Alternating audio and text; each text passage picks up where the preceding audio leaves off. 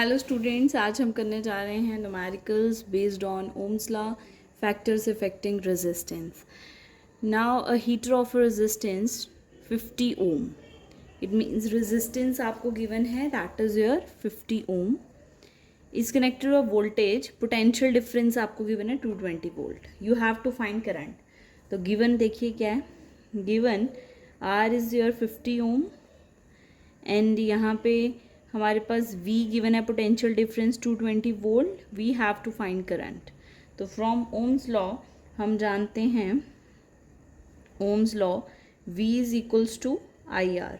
तो I is equals to, we have to find I is equals to V upon R. I is equals to V upon R. तो V हमारे पास कितना है 220 और R कितना है 50. तो आंसर कितना हो गया 05420.4.4 एम्पेयर. करंट का यूनिट एम्पेयर. तो आई इज योर 4.4 एम्पेयर. तो ये हमारे पास हो गया first numerical. Now move to the next numerical. Numerical is how much current, means we have to find current. 220 volt is a potential difference.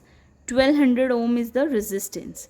If a bulb, a heater of resistance, और एक heater है जिसका resistance ये है, are connected to a source, और उसको same 220 volt के साथ आपने कनेक्ट कर दिए, कनेक्टेड टू द सोर्स लिखा हुआ है.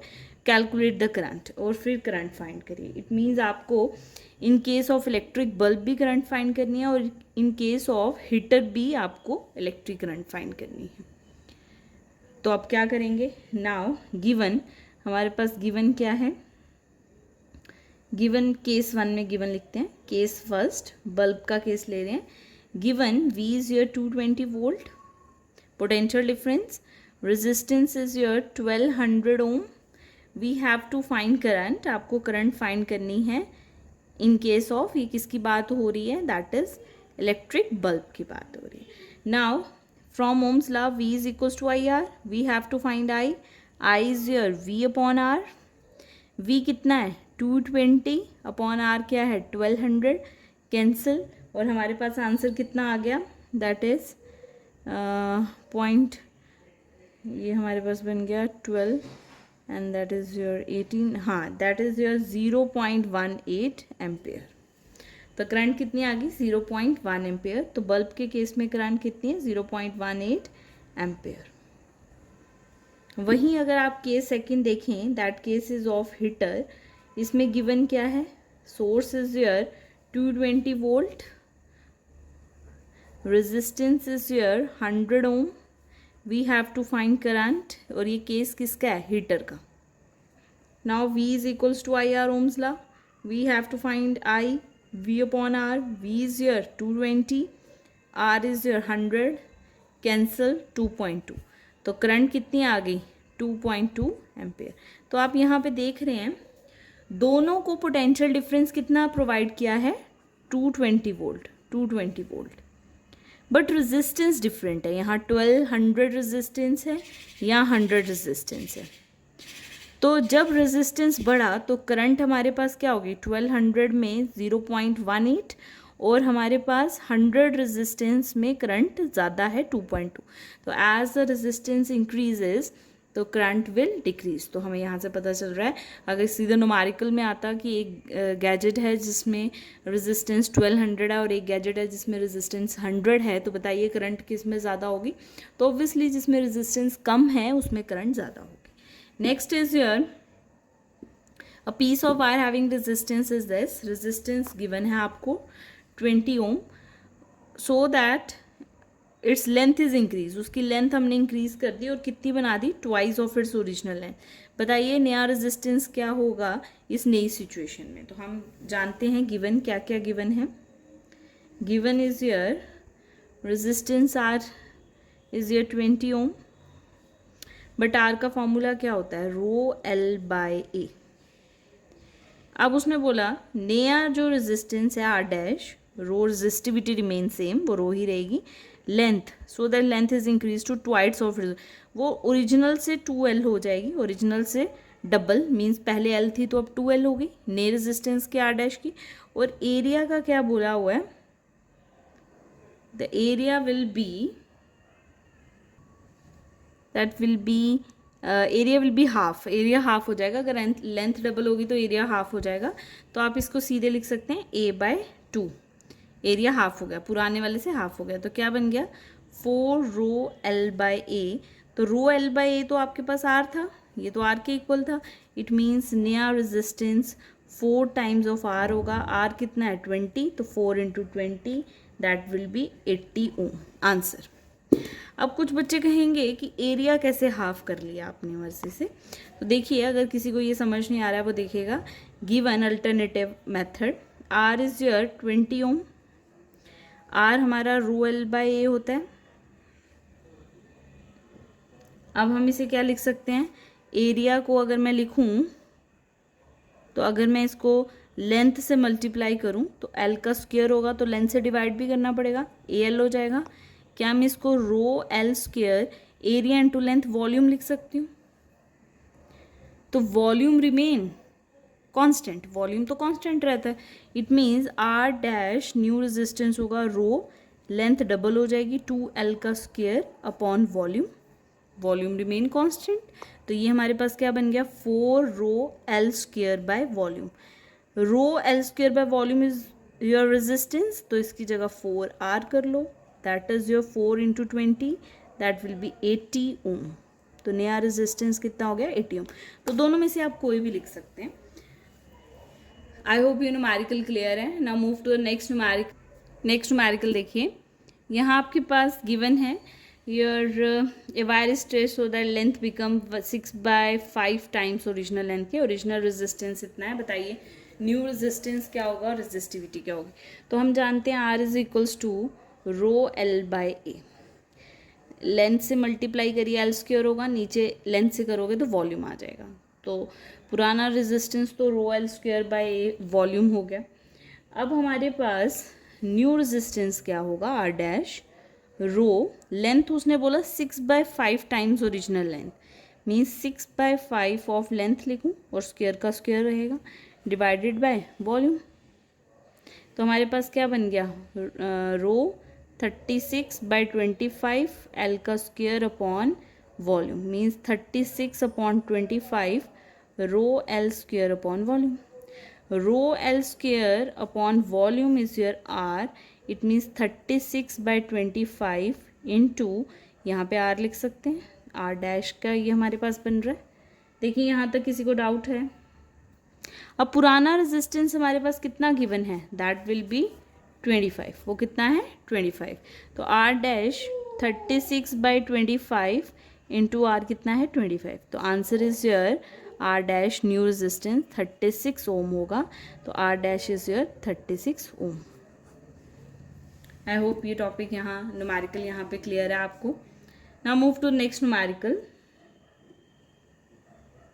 एक सिलेंडर है जिसमें आपको 10 सेंटीमीटर लॉन्ग उसकी लेंथ गिवन है। क्रॉस सेक्शन एरिया हमारे पास एरिया गिवन है A 2 सेंटीमीटर स्क्वायर का। अच्छा, इस क्वेश्चन में रेजिस्टिविटी भी गिवन पूछी थी। तो resistivity remain same as it does not depend upon length and area. ये लेंथ और एरिया पे डिपेंड नहीं करती है, तो रेजिस्टिविटी सेम रहेगी। अब हमारे पास नेक्स्ट क्वेश्चन में गिवन है L is your 10 centimetre given. Area of cross section area is your 2 centimetre square. Resistance is your 20 ohm. You have to find resistance and resistivity. If the अच्छा resistance भी given है 20 ohm हो गया, you have to find resistivity. तो resistivity क्या होगी, R is equals to row L/A। तो रो क्या होगा RA/L। R कितना है, R is your 20, एरिया कितना है 2 डिवाइड बाई लेंथ कितनी है 10। तो हमारे पास कितना बन गया, answer will be 4। But ohm metre नहीं, रेजिस्टिविटी का यूनिट होता है ओम मीटर। ये हमने सेंटीमीटर में क्वेश्चन चलाया, तो ओम सेंटीमीटर। अगर आप इसे SI में करेंगे मीटर में, तो हम इसे क्या करेंगे multiply 10⁻², it means 0.04 ohm metre unit बन गया रेजिस्टिविटी का। This would be the answer. I hope यहाँ तक न्यूमेरिकल्स क्लियर हैं. नेक्स्ट न्यूमेरिकल पे चलते हैं.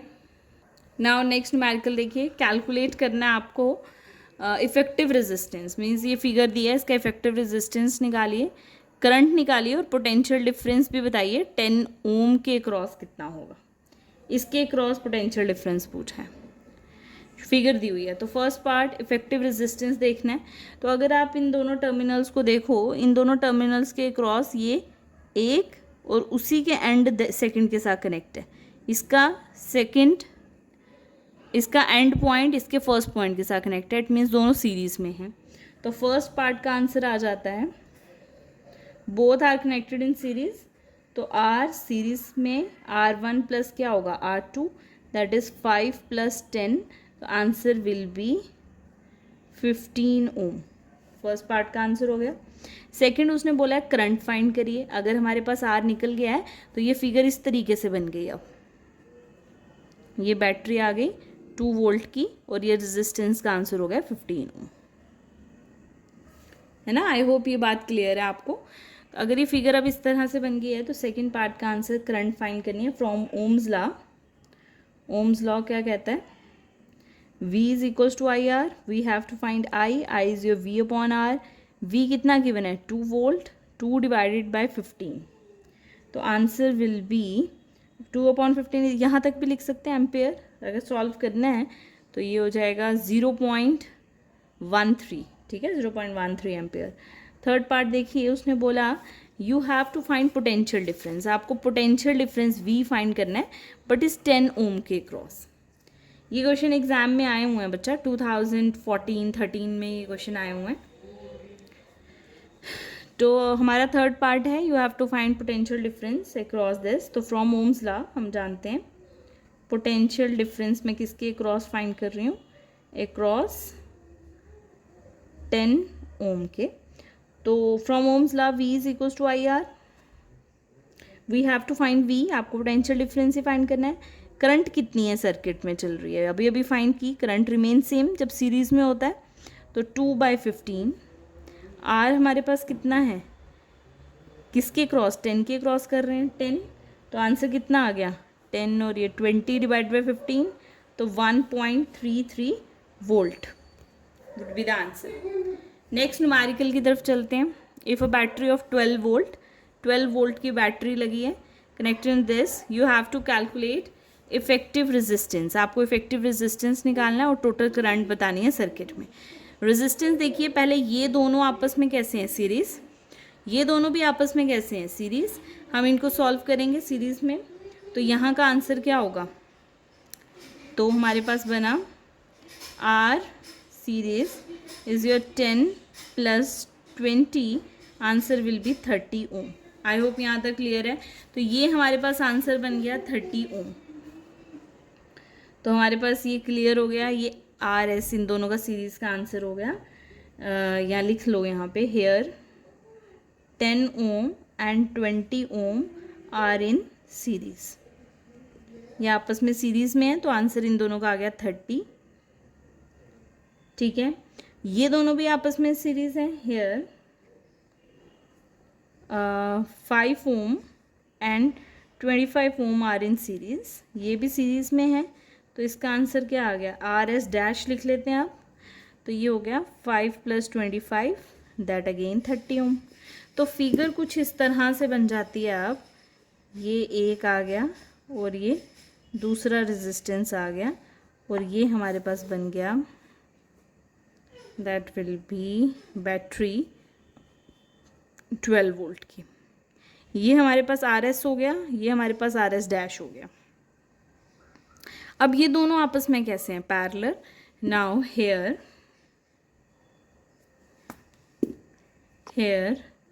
Are S and R S dash R in parallel. ये आपस में कैसे हैं, पैरेलल है. अगर ये पैरेलल हैं तो हमारे पास formula R parallel is your 1/RS + 1/RS dash. तो क्या बना 1/30 + 1/30. ये एग्ज़ाम में आया हुआ क्वेश्चन है. तो 1/30 हम इसे कैसे लिख सकते हैं, दैट इज़ योर 2/30. ठीक है, ये क्या बन गया 1/RP parallel 2/30, but R P क्या हुआ, रेसिप्रोकल करो 30/2, that will be 15, 30/2 that is 15, तो आर पैरेलल हमारे पास कितना आ गया 15 ओम। फर्स्ट का आंसर निकल गया। टोटल इफेक्टिव रेजिस्टेंस हमने बता दिया इस अरेंजमेंट का। सेकंड पार्ट का आंसर देखिए, फर्स्ट का हो गया, सेकंड का देखेंगे अगर आप सॉल्यूशन तो क्या होगा। You have to find current, resistance निकल गया फ्रॉम ओम्स लॉ, क्या बोलता है V is equals to I R, you have to find I is your V upon R, voltage given है 12 डिवाइडेड बाय R कितना हो गया 15, अभी फाइंड किया हमने, तो 12/15 जब आप करेंगे तो approx 0.8 ampere, this would be the result. तो रेजिस्टेंस क्या आया 15 ओम, करंट कितनी आई 0.8 एम्पेयर। आज का लास्ट क्वेश्चन देखते हैं हम। नाउ आज का लास्ट क्वेश्चन देखिए, find a circuit, for a circuit एक गिवन है सर्किट आपको जिसमें resistance 5 ohm 10 ohm 30 ohm given है, value of current for each resistor. अब आपको बताइए तीनों पैरेलल में है तो करंट हर एक में डिफरेंट होगी, तो और टोटल इफेक्टिव रेजिस्टेंस भी बताइए, टोटल इफेक्टिव रेजिस्टेंस क्या है, और now this would be the last question. अच्छा, हम क्या बात कर रहे थे कि 5 ओम 10 ओम और 30 ओम यहाँ पे रेजिस्टेंस दिए हैं जो कि हमें पैरेलल में दिख रहे हैं, सब एक पॉइंट से कनेक्ट हैं, कोई एंड टू एंड पॉइंट से कनेक्ट नहीं है। वैल्यू हमें करंट की फाइंड करनी है, means we have to find current, और टोटल ईच रजिस्टर, हर एक रजिस्टर पे करंट बतानी है, 5 ओम पे भी 10 पे भी 30 पे। टोटल करंट भी बतानी है सर्किट में, ये टोटल करंट आई कितनी है, which is the sum of I1 plus I2 plus I3 है ना, यही केस होता था पैरेलल में। और इफेक्टिव रेजिस्टेंस भी टोटल सर्किट का क्या है। तो फर्स्ट पार्ट है हमें करंट हर एक रजिस्टर पे बतानी है। नाउ लेट कर लेते हैं I1 and I2 and I3, तीन है ना, 3 जो हैं बी दी करंट ऑफ किस ओम की, 5 ओम रेजिस्टेंस की, 10 ओम की एंड 30 ओम की रिस्पेक्टिवली, ठीक है। देयरफॉर I1 करंट होगी, दैट इज ओम्स लॉ से V upon R1, voltage remain same 6 volt ही है क्योंकि पोटेंशियल डिफरेंस इस पॉइंट से इस पॉइंट तक सेम ही रहेगा तीनों रेजिस्टर्स का। तो हमारे पास ये कितना हो गया 6 अपॉन रेजिस्टेंस पहले का क्या है 5, तो 6/5 हमारे पास इसका आंसर हो गया, ठीक है, दैट इज 1.2 एम्पेयर। अब I2 देखिए क्या होगी, I2 is your V upon R2, that is your 6/10, ये रेजिस्टेंस 10 है तो answer will B 0.6 ampere. Next क्या होगा I3 हर एक रेजिस्टर पे करंट देख रहे हैं हम, दैट इज 6/30, तो ये हमारे पास क्या हो गया 15.2 एम्पेयर, ठीक है। अब हमारा सेकंड पार्ट है, ये हमारे फर्स्ट पार्ट का आंसर हो गया, value of current in each resistor, हर एक रजिस्टर पे हमने फाइंड कर दी। सेकंड पार्ट देखते हैं हम, सेकंड पार्ट है टोटल करंट बताइए। तो टोटल करंट क्या होगी, total current that is your I, वो क्या है I1 plus I2 plus I3, तीनों का सम होगी, ये करंट इन तीनों के बराबर होगी, तो 1.2 प्लस 0.6 प्लस 0.2, ये हमारे पास कितनी बन गई 2, तो I कितना बन गया 2 ampere total current. Third part है टोटल इफेक्टिव रेजिस्टेंस बताइए। तो हम जानते हैं कि तीनों आपस में कैसे हैं पैरेलल, तो 1/RP is your 1/R1 plus 1/R2 plus 1/R3, 1/R1 कितना है 5, R2 कितना है 10 ओम, R3 कितना है 30 ओम, तो हमारे पास आंसर कितना आ गया 30 LCM, तो ये बन गया 6 प्लस 3 प्लस हमारे पास क्या आ गया 1, तो ये हमारे पास ऊपर आ गया 10/30, तो 1/RP का आंसर 10/30, तो RP का आंसर 30/10, 0 से 0 कैंसिल, दैट इज योर 3, तो रेजिस्टेंस इफेक्टिव हमारे पास क्या हो गया 3 ओम। आई होप ये टॉपिक क्लियर हो गया है, ये न्यूमेरिकल क्लियर है आपको। सो अब आप इसकी प्रैक्टिस करिए। कोई भी न्यूमेरिकल जो आपसे सॉल्व नहीं होता है उसे कमेंट बॉक्स में डालिए, सो दैट मैं आपको सॉल्व करके उस पर भी एक वीडियो बना के सेंड करूँ। All the best students, like share and subscribe.